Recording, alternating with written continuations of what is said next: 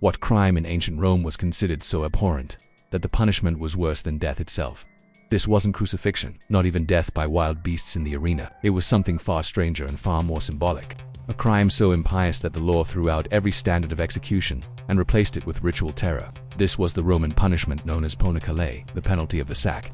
And it was reserved for only one crime: the murder of one's own parent. In Roman law, killing a parent, what the Romans called parricide, was the ultimate betrayal. To violate the sacred family bond was to rip at the very foundation of Roman society and invite the gods' wrath. So the punishment, it was designed to utterly erase the criminal from society, from the earth, and from the elements themselves. Here's how it worked. The convicted parricide was first led out in public, a humiliating start. Their feet were bound in wooden clogs, their head covered with a wolf's hide, a symbol of savagery and exile. Then the unthinkable. They were sewn alive into a large leather sack, a cullius, and they weren't alone.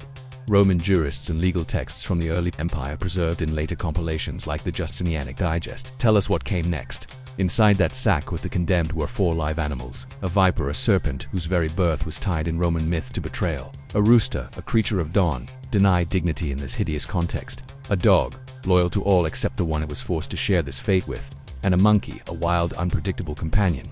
Once sealed, that sack was placed on a cart drawn by black oxen, another symbol of doom, and taken to a river or to the sea. Then the final act, the sack, with its living contents, was thrown into the water. No simple execution, no quick death. The condemned would suffocate, drown, or be mauled inside that cramped tomb of skin and terror. Roman jurists like Modestinus, whose writings were later codified under Emperor Justinian in the 6th century AD, describe this punishment in ghastly legal detail, not myth but law. This was not occasional folklore.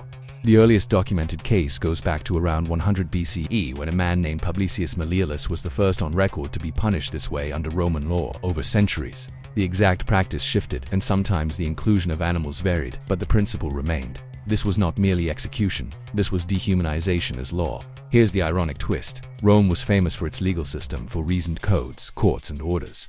But when it came to parricide, the greatest of betrayals, even logic bowed to horror.